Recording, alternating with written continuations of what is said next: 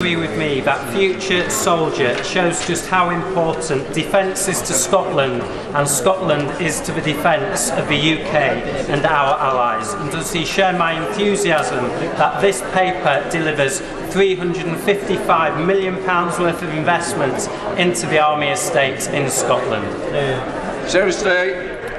Absolutely, Mr. Speaker. Scotland plays a vital role in the defence of the UK. The Army's Future Soldier restructuring programme is great news for Scotland. Not only will it deliver £355 million of investment in the Army's Scottish estate, as my honourable friend pointed out, but Scotland will gain a major unit and we'll see a greater proportion, as I said earlier, of the British Army in Scotland. Speaker, soldiers from Scotland have had a central role in the armed forces over many centuries, from the charge of the Scots Greys at Waterloo to the Western Front to helping roll out our vaccine programme. So can my right honourable friend assure me that that proud central role following any restructuring will continue in Scotland as strong as ever? Under the Future Soldier review, the Army's footprint in Scotland will be stronger than ever, recognising the immense contribution that Scottish servicemen and women make to the British Army. I'm pleased, Mr. Speaker, that Scottish troops will continue the tradition and they will lead the new Ranger Regiment, deploying alongside partner forces to counter extremist organisations and hostile state threats. Chris Elmore. Number 7, sir.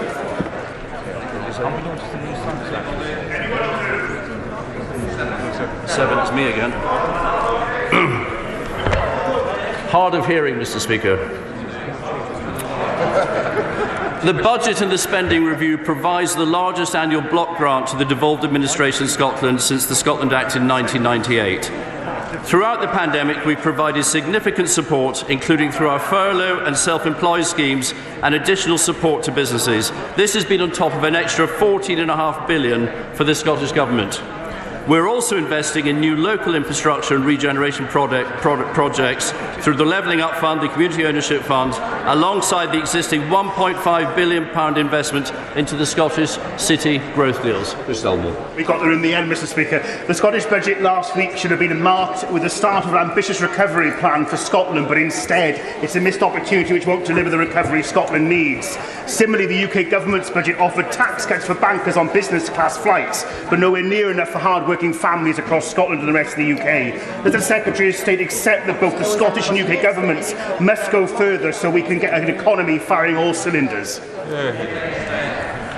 Well, I accept that both governments need to work together. I think the Honourable Gentleman is absolutely right on that. But I would say that, I think the UK government is doing its bit with a block grant of £41.3 billion, £4.6 billion higher than last year, the highest ever since devolution began, with £14.5 billion of COVID funding since the pandemic began, a furlough scheme supporting over 900,000 jobs in Scotland, grants and loans to businesses totalling over £4 billion. I think the UK government is doing exactly what it needs to do to support the Scottish economy.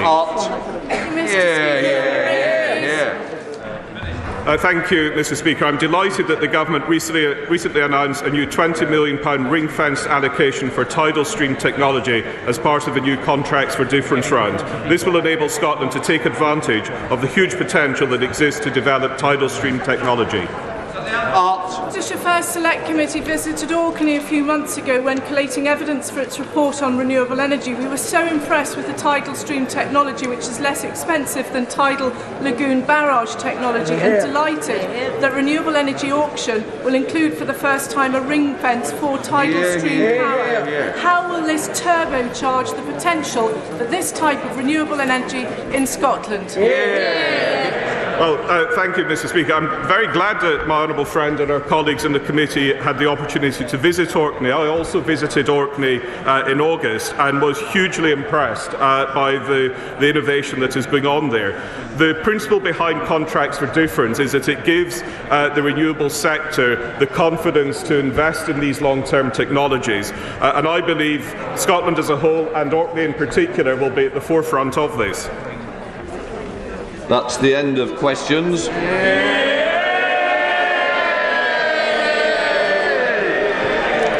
Before we come to Prime Minister's questions, I would like to point out that the British Sign Language interpretation proceedings is available to watch on Parliament Live TV.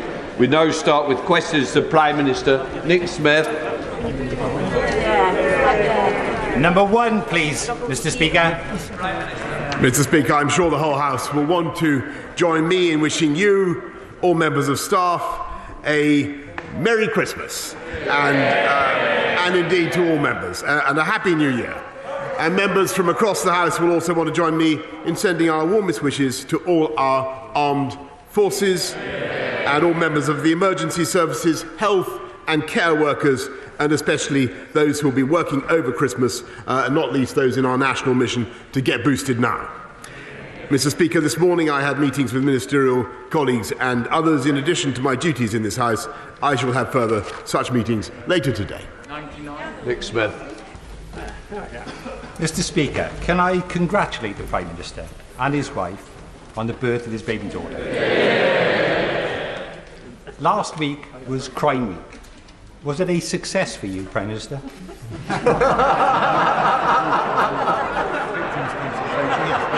Yes. I'm very grateful and I thank him for his kind words. And yes, it was, Mr. Speaker, because last week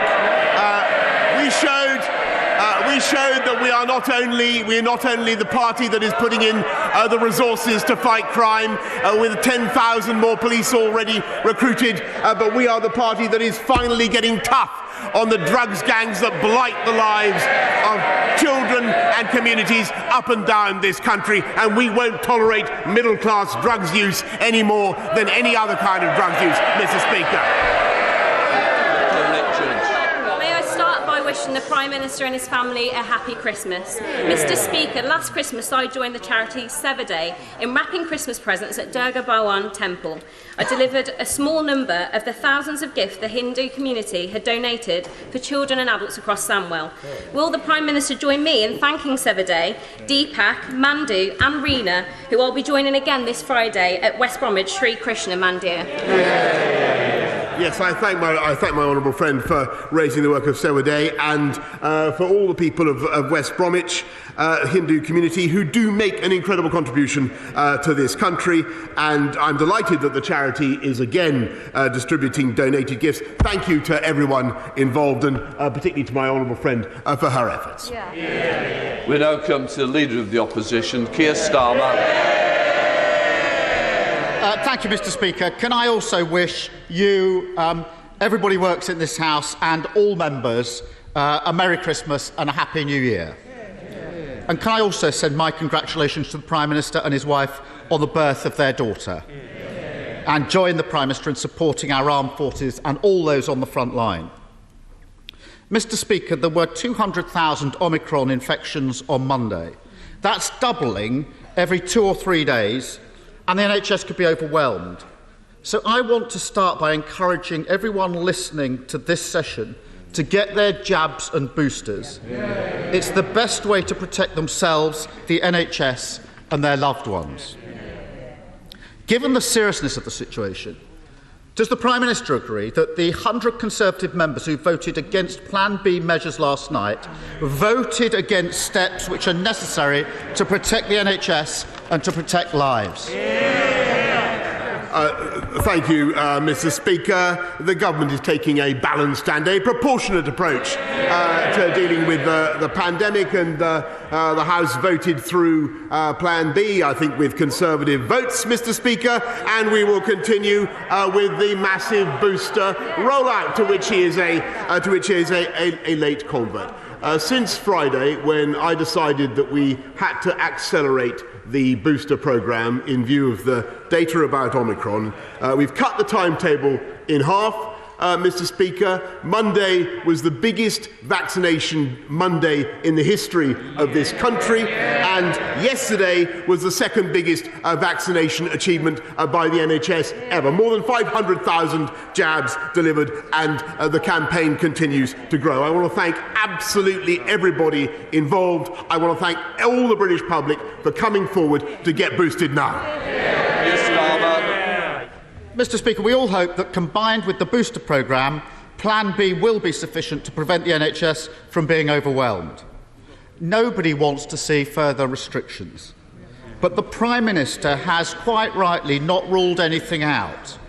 So can I take this opportunity to make clear to the Prime Minister that if further votes are needed to save lives and protect the NHS, Labour MPs will follow my leadership and we will always put the national interest first. Can I ask the Prime Minister to get his house in order so he can say the same about the members behind him? Yes, Mr. Speaker, if further measures are needed, as the House will understand, if further regulation is needed, of course this House will have a further say. As for following his leadership, Mr. Speaker, they wibbled-wobbled over Plan B, they wibble-wobbled over quarantine, and if we listened to him, Mr. Speaker, we wouldn't even have the vaccine rollout because we would have remained in the European Medicines Agency.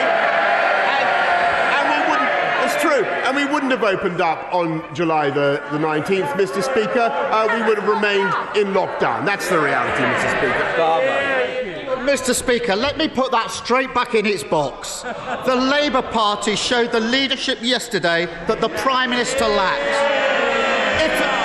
Mr. Speaker, if it wasn't for Labour votes, his government wouldn't have been able to introduce vital health measures we need to save lives and protect the NHS. So weak is his leadership. His own MPs were wrong to vote against basic public health measures. But I can understand why they're angry with him. After all, the Health Secretary said this summer that relaxations of restrictions were irreversible. They weren't. Only last week the government... Order. I've been tempted by both of you a little bit too much. I think it's Christmas. That's the only reason you're going to remain. Prime Minister. Keir Starmer. Mr. Speaker, only last week the government was saying Plan B measures were not required. They are. Just like the rail revolution for the North.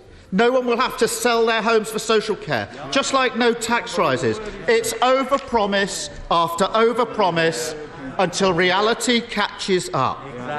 Does the Prime Minister understand why his own MPs no longer trust him? Mr. Speaker, there he goes again. He comes to this House pompously claiming that he wants to rise above party politics and support the efforts of the nation in delivering the vaccine rollout, and then he talks endlessly about party politics and plays political games. I think what the people of this country can see is as a result of what this government has done, with the decisions we've taken, the tough decisions that we've taken to deliver which he ducked, Mr. Speaker, to deliver the fastest vaccine rollout in Europe and now the fastest booster rollout. We now have, Mr. Speaker, the fastest growing economy in the G7 and more jobs today, 500,000 more jobs today than there were when the pandemic began. That is Conservative government in action, Mr. Speaker. We deliver, they complain. Mr. Speaker, the only person undermining public confidence is sitting right there.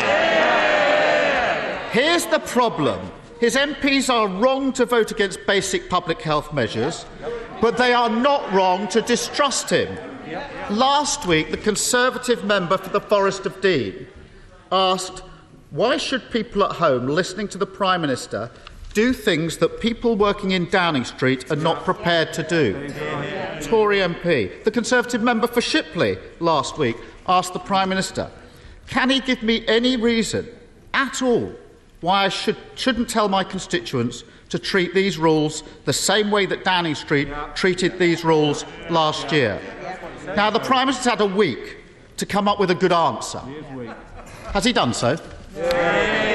Mr. Speaker, the answer is very, very clear, and it's there in what the public are doing, Mr. Speaker, because they can see that the government is getting on with delivering on their priorities, not just on the economy, Mr. Speaker, but above all on delivering the fastest booster rollout in Europe. And he's fond of these European comparisons, Mr. Speaker, but we've done almost double the percentage of any other European country.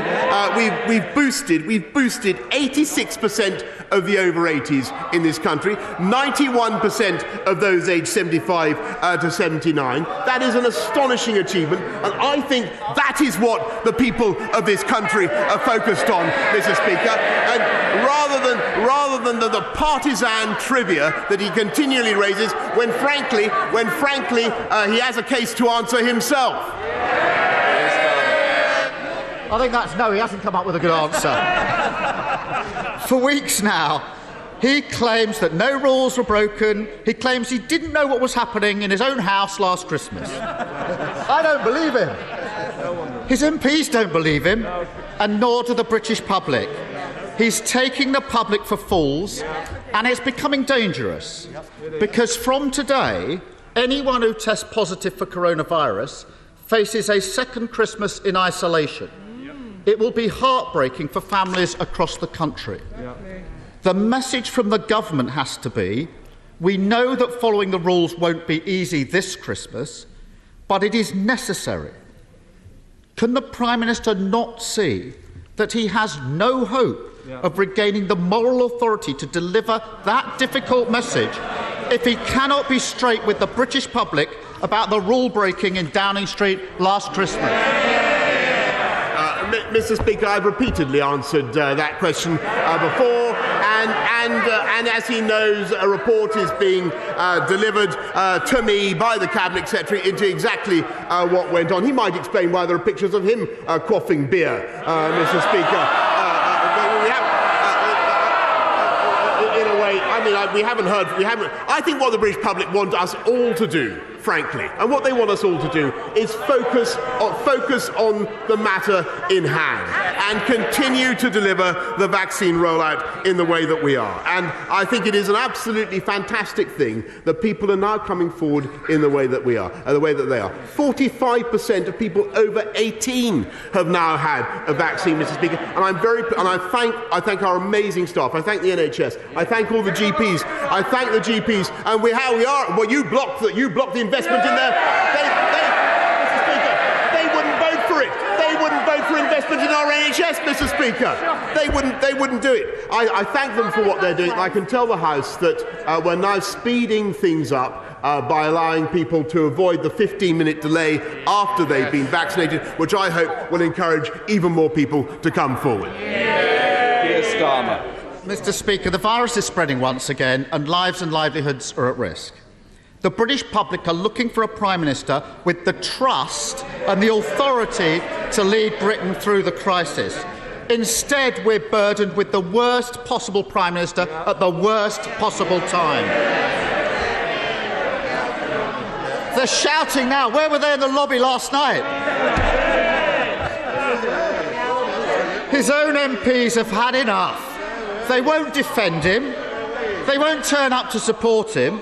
And if he proposes them, they won't vote for basic public health measures.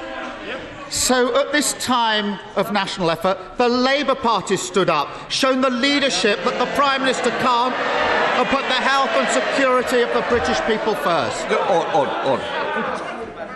This is silly because I can't hear the question. I will hear the question. I don't think we need any more help from this front bench. I'm just dealing with this corner first before I come back.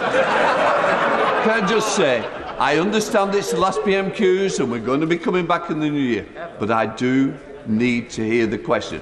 And it may take a long time, but I will hear it. So please, I want to get through questions. I want you all to get away for Christmas. At this stage, you won't. Keir Starmer.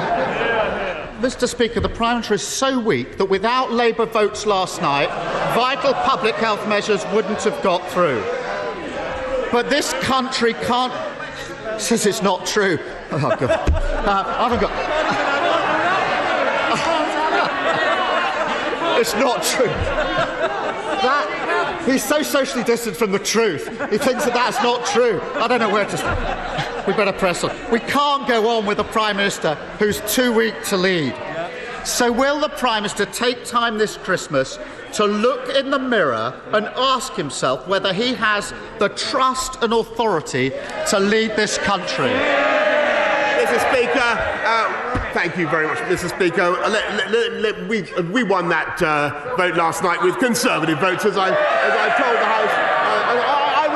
I respect the feelings and I respect the anxieties that colleagues have about. Of course I do. I respect and understand the anxieties, the legitimate anxieties that colleagues have about restrictions on their liberty. But I believe, and on the liberty of people. But I believe that the approach that we're taking is balanced and proportionate and right for this country. And let me tell you, Mr. Speaker, let me tell the House about he talks about leadership, some of the decisions, the tough decisions that I've had to take. I had to decide to stay out of the European ventilator scheme, so we had our own ventilator challenge, which he then ridiculously attacked. I decided to go ahead of the rest of Europe, with the vaccine rollout, Mr. Speaker, which would have been impossible if we'd listened to him. I decided to go ahead with opening up our society and our economy on July the 19th, which he opposed, Mr. Speaker, which he opposed. And frankly, if we'd listened to him, never forget, we would not now have the fastest economic growth of the G7. It's because we took those courageous steps, Mr. Speaker, that we now have 500,000 more people in work now than there were when the pandemic began. And yesterday I saw 1.2 million job vacancies, Mr. Speaker. That is what Conservative governments do. They create employment. They create business opportunities. And above all, Mr. Speaker, we vaccinate, they vacillate. They jabber, we jab. They play party politics, Mr. Speaker, and we get on with the job.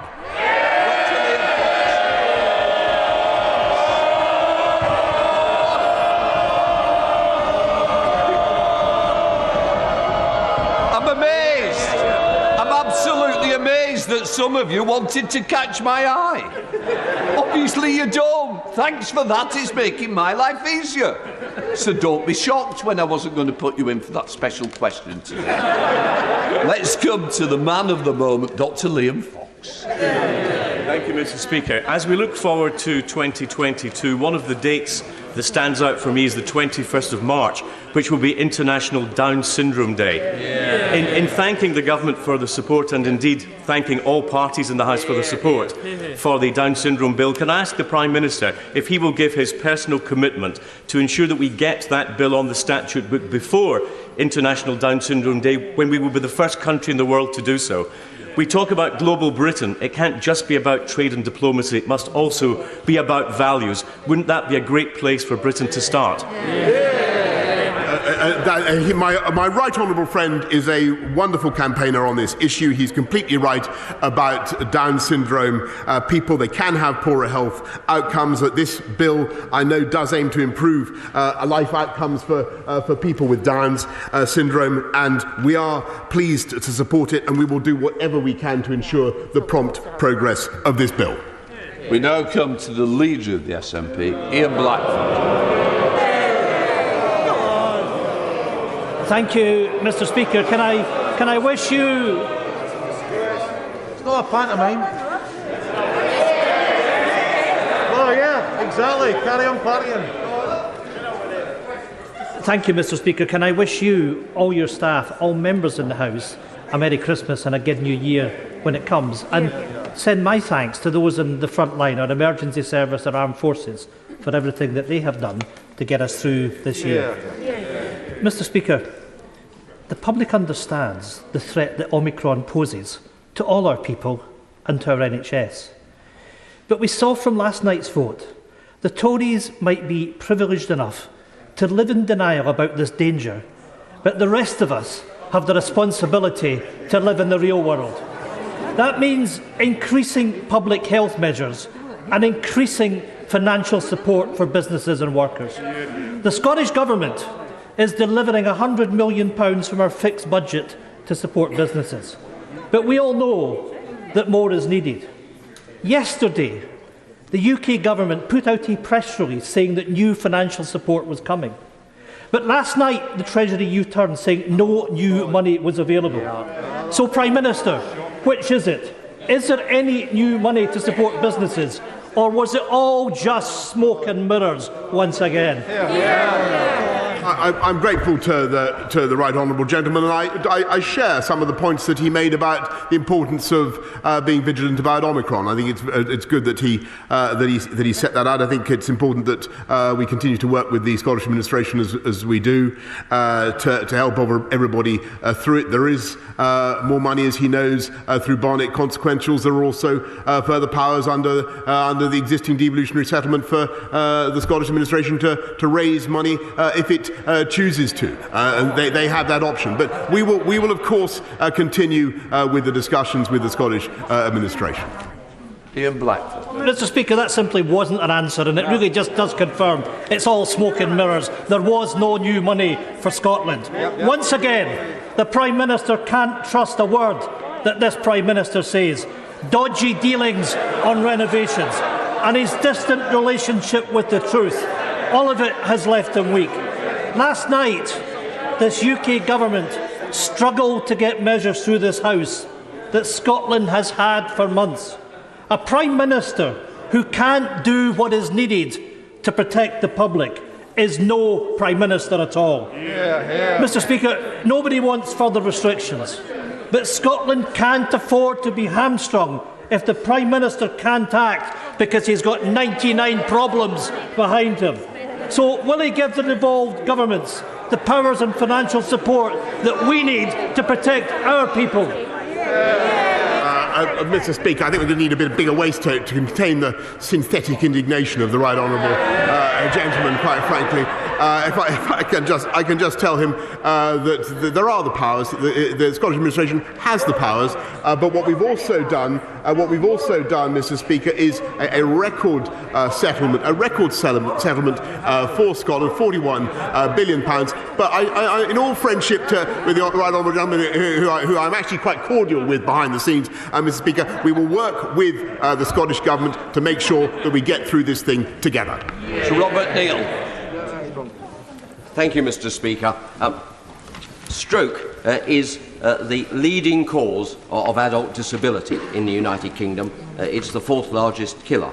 We've made much progress, but regrettably, in the last couple of years, key treatments like thrombectomy, thrombolysis and timely interventions in hospital have actually stalled and gone backwards. In particular, most stroke survivors do not receive less than half the recommended levels of rehabilitation, something which the Prime Minister knows my own family have experienced.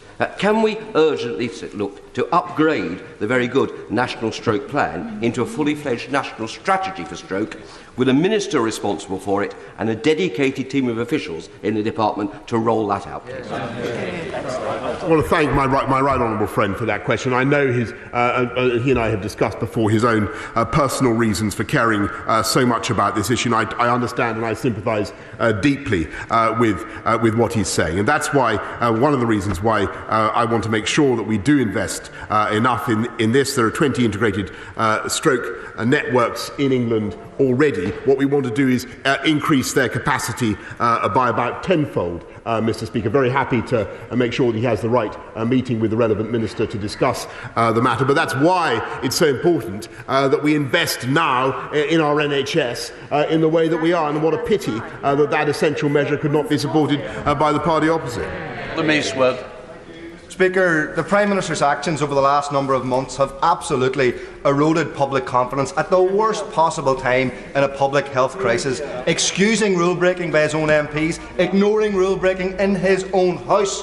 He can't even lead Tory MPs to vote for his public health guidance. How does he expect to lead anybody else? Surely now it is time, Mr. Speaker, for him to do the right thing, the only thing left to him to restore public confidence, and resign. No, Mr. Speaker, I'm going to get on with protecting the public of this country and making sure that we get through this pandemic together as one United Kingdom, Mr. Speaker, and making sure that we protect trade between Great Britain and Northern Ireland in the way that I know he would want it protected. Peter Aldous. Thank you very much, Mr. Speaker. In East Anglia, there are on the one hand tremendous opportunities in such sectors as low-carbon energy and sustainable fishing, and yet on the other hand, significant challenges with deep pockets of deprivation, particularly in coastal communities. I acknowledge the investment that has been made, but there is a concern locally that the government is yet to comprehend the scale of the opportunity that our region has to be a global exemplar in new and revitalised industries, and in doing so bring transformative and long-term benefits to local people. Will my right honourable friend meet with other East Anglian MPs and myself so that together we can put in place a strategy to realise the full potential of the East of England? Yes, Mr. Speaker, but I also want to say that I understand completely the massive opportunity that exists in and the potential that exists in those coastal communities, and that is why we're investing £120 million already in 5 new town deals, including for Lowestoft, Mr. Speaker, and I'm sure that my right honourable friend, the Secretary of State for Levelling Up, will want to be taking his points on board as we bring forward the Levelling Up white paper in the new year. Thank you, Mr. Speaker. Does the Prime Minister believe that it is the damage being caused by Brexit, his litany of broken promises, his condoning of Conservative Party corruption, or just simply his complicity in lockdown, busting, Christmas parties and quizzes, which has caused the public to so dramatically, so rapidly lose faith in his leadership? Mr. Speaker, what I observe is that actually it was our freedom from the rules of the European Union that enabled us to deliver the fastest vaccine rollout in Europe, that has enabled us to have the fastest economic growth in the G7, and that is of massive benefit to each and every one of his constituents, and I think he should acknowledge that point. Laura Farrell. Thank you, Mr. Speaker. One of the significant achievements of this government is the work it's done with local authorities to tackle rough sleeping. 5 years ago, 36 people were sleeping rough in the Newbury area. This Christmas, West Berkshire Council have reduced that to 0. But they can only sustain that success with the help of additional support services to tackle the complex causes of homelessness. What action will the government take through its new 10-year drug strategy to intercept the link between addiction and life on the streets? Yes. My honourable friend is completely right to draw the link between drug addiction and rough sleeping, and that's why our drug strategy is so absolutely vital for tackling this problem. I also want to thank local councils, Mr. Speaker, and everybody involved in the Everyone In campaign. I think that homelessness and rough sleeping are a blight and a disgrace, a shame for our society, and I'm proud to say that levels are falling. Our rough sleeping snapshot shows levels have fallen 43% since 2017, though clearly as we come out of the pandemic in the next year or so, we must make sure that we continue to reduce rough sleeping. It remains an absolute priority for this government. Ben Lay. Mr. Speaker, with the emergence of the Omicron variant and a rising number of COVID infections, more and more people are being asked to self-isolate or to stay at home to look after isolating children. I've been contacted by people in Ceredigion who have been excluded from isolation support payments as they are not in receipt of benefits or above the weekly earnings threshold. Will the Prime Minister act urgently to increase statutory sick pay, which currently stands at a mere £96.35 a week, so that people in this position do not have to choose between following public health regulations or putting food on the table? I thank him very much, and I understand the difficulties some families will find themselves in. We want to look after everybody throughout the pandemic, and that's why we've done things like lift the living wage in the way we have, increased the funds available for childcare, but also made sure that the councils have an extra hardship fund of £500 million to help families of the kind that he's describing through this winter. Kieran Mellon. Thank you very much, Mr. Speaker. Following confirmation of the Crewe to Manchester leg of HS2, the Alston factory and Crewe winning a HS2 rolling stock contract, and Crewe's long history at the heart of our railway industry, does the Prime Minister agree with me that Crewe is a strong contender for the headquarters of Great British Railways, and can he tell me when the process to choose the location of the new HQ will start? Well, Mr. Speaker, I think my brief says here I'm going to be very careful in what I say. I've no doubt that Crewe is a strong contender, but further details of the competition will be announced in the coming weeks, Mr. Speaker. And I know that expressions of interest from places such as Crewe will be very welcome. I've got a couple in them. Maria Regal. Thank you, Mr. Speaker. After inquest verdicts on the 97 people who died in the Hillsborough disaster of unlawful killing, the Right Honourable Gentleman stood for election to this House on a manifesto that included legislating to introduce a public advocate. Why then is his government repeatedly blocking my public advocate bill, which has cross-party support and would prevent families bereaved by public disasters from ever again having to endure what the Hillsborough families have had to cope with over the last 32 years? Is it an oversight or yet another broken promise?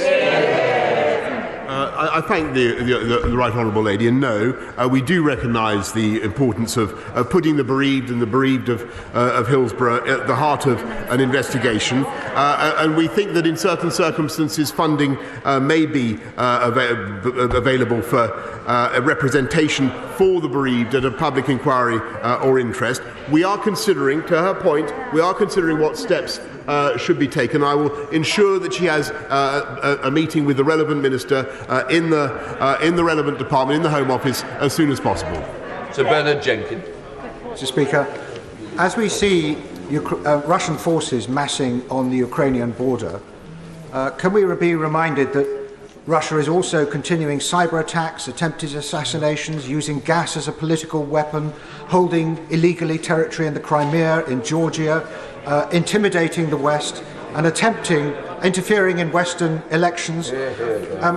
How much does the government understand that President Putin is conducting a hybrid war against the West, and how is the government responding to it? Excellent question. I thank my right honourable friend, and I'm afraid he is absolutely right in what he says, and he's also right to stress the particular urgency of the situation. He's right in what he says about hybrid warfare and all the other interventions, but there is a particular crisis that we face on the border with Ukraine, where Russian troops have been massing for some time, as the House knows, and I told President Putin on Monday what I think everybody in the G7 and more widely is agreed, that if Russia were so rash, so mad as to engage in an invasion of sovereign territory of Ukraine, then there would be an extremely tough package of economic sanctions mounted by our allies, mounted by the UK and our friends around the world. There would also, of course, be support for Ukraine. There would inevitably be the build-up of NATO forces in the periphery regions, and as I told President Putin, I believe any such action would be catastrophic, not just for Russia and for Ukraine, but for the world, Mr. Speaker. Thank you, Mr. Speaker.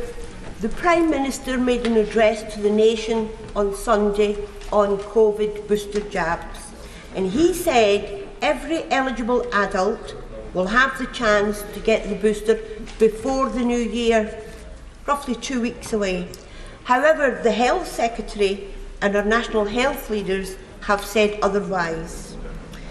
We know that those who deliver our health service were not adequately consulted. The infrastructure to deliver was not prepared. Isn't this going to be yet another broken promise, Prime Minister? Mr. Speaker, yes, this is a massive national effort. Yes, it will be incredibly hard to achieve. But do I believe that our NHS, our GPs, our volunteers can do it? Yes, I do, Mr. Speaker. And I think that's the spirit in which she and the whole House should approach it. And rather than taking that approach, Mr. Speaker, can I advise all the Labour benches and all colleagues around this House to tell our constituents to get boosted now. Tom Tugendar. Speaker, I very much welcome my right honourable friend's answer to a question just a moment ago and his emphasis on global Britain and partnership in standing up to autocracies. Will he therefore share the concern that I have about the reports I've just got from the Foreign Office that there is a staff cut of 10% across the board? How is this compatible with global Britain?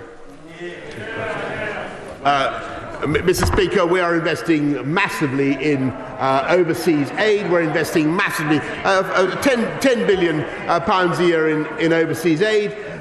This country is spending, I think, we are the biggest spender in Europe. Overseas, 54 billion. If you look at what we're doing on aid, on the Foreign Office, on defence, we are the biggest spender on overseas activities of any country in Europe. And I know he's an expert on foreign affairs, Mr. Speaker, but I can tell him that the recent information that has trickled into his ears is, I'm assured by my right honourable friend, the Foreign Secretary, fake news. Ruth Cadbury.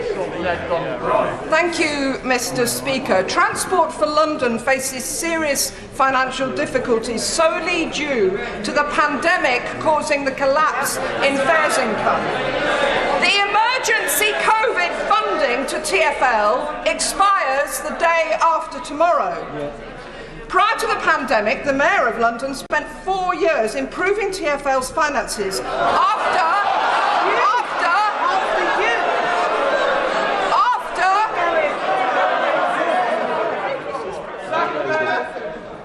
There will be a nightmare.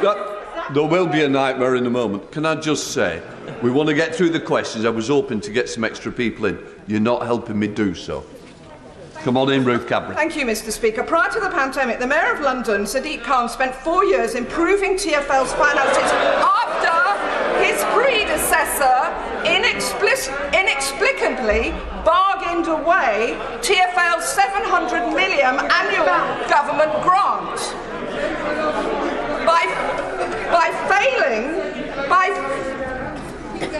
By failing to meet the Mayor on extending the emergency COVID grant, this government is putting the city's economy and environment at risk. Rail companies have had additional support.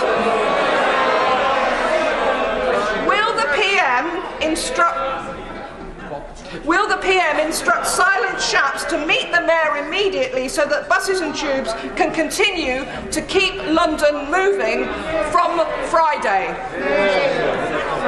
Mr. Speaker, this happens to be one of the subjects I probably know more about than anybody else in this House.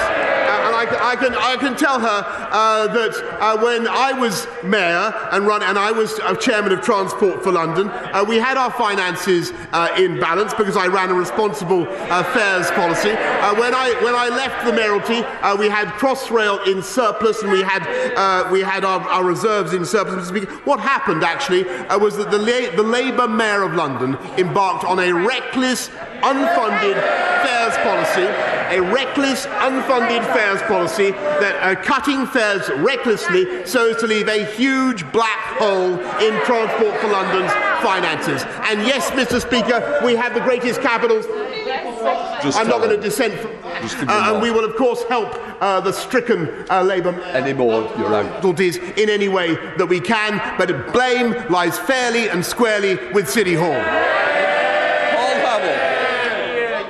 Thank you, Mr. Speaker. I'd like to wish all of our constituents for all across the country a Merry Christmas and a safe 2022. What matters to my Sedgefield constituents, though, is jobs, jobs, jobs. Would the PM join me in congratulating Hitachi and Alstom in securing the HS2 rolling stock contract, which is a tremendous vote of confidence in the people of Newton Aycliffe and Sedgefield? And could I ask him to encourage the Secretary of State for Transport to confirm that the feasibility study for Furriel Station approved his earliest convenience so we can get on with levelling up, building back better for Furriel, Bishop Midland, Sedgefield and the Cornford? Yes, I thank my honourable friend, who is a great advocate for Sedgefield and for his constituents and for levelling up. I congratulate Hitachi and Alstom on securing the HS2 stock order and the proponents of the Ferry Hill Station for completing the initial business case for the scheme. And Mr. Speaker, this is part of the £96 billion investment that we're making in our railway infrastructure, the biggest in 100 years, dwarfing anything that the Labour Party has ever embarked on. And we will get on with uniting and levelling up across our country. Thank you, Mr. Speaker.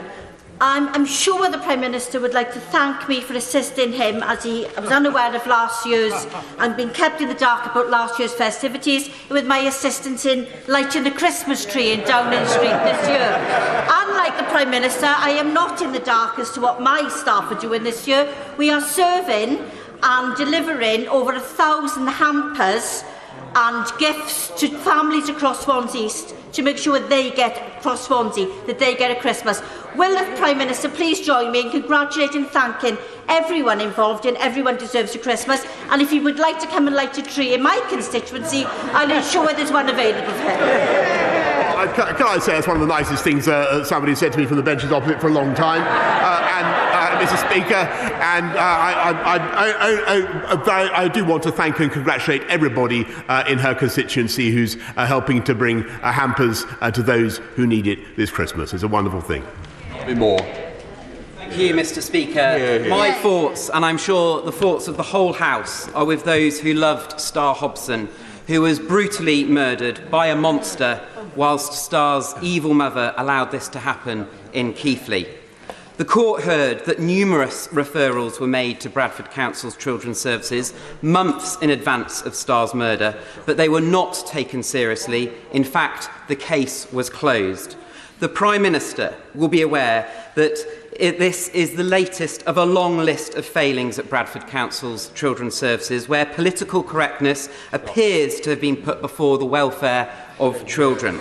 I have no confidence in Bradford Council's leadership to deliver children's services, and since the death of Star, I am pleased that the government has sent in a commissioner to oversee. Sorry, I'm very bothered with going into sub judice. It is very, very serious, and I don't want to cause a real problem. I would say for the Prime Minister, if he could answer without getting any further details. I think we've gone a little bit too far into what the case is at the moment. Prime Minister. Mr. Speaker, I'm grateful for your direction. I would just want to say that I think the whole House will once again be filled with incredulity at the cruelty of people who could perpetrate a child killing like this, but also sadness and bewilderment that it could not have been prevented. And we will appoint, as my honourable friend knows, appoint a commissioner to assess the relevant council, Bradford's capability and capacity to improve on their findings, and they will report on their handling. They will report in January. But this will also feed in to the report that we've commissioned on the death of Arthur Labinjo Hughes. And I say to those who are responsible in the authorities concerned that we will not hesitate to remove service control if that is what is necessary to drive the improvements that we need to see. That comes to the end. We're going to go to you, Hughes. Can I just wish everybody a wonderful Christmas, and let's have a peaceful New Year to everybody. Thank you. Yeah. Let everybody go. All the best. Good to see you. Look after yourselves, folks. Cheers. All the best. Liz, look after yourself. Mitty, thank you again. All the best. Cheers. All the best. Up. Walter down. I'm here, Mr. Speaker. All right. I just can't get through. Don't worry. We'll give you time. Thanks, everybody. Robert, good to see you. Sorry about that, but at least you got it on the record, because the sentencing's tomorrow, otherwise we'd have been all right. Okay. Look, Robin got you in, though. Yeah, no, thank you. No problem. Okay. Hiya. All right. Right, we now come to the urgent question. Can I call Robert Halfon? Thank you, Mr. Speaker, for granting this urgent question. Despite the heroic efforts of teachers and support staff in Harlow and the country to keep students learning, the four horsemen of the education apocalypse have been galloping towards our young people in the form of a widening attainment gap, an epidemic of mental health. Rob, you could just ask the question, and then the Minister, then I'll come back to your speech. To ask the Secretary of State for Education if he'll make a statement on preparations for school openings in January. Minister.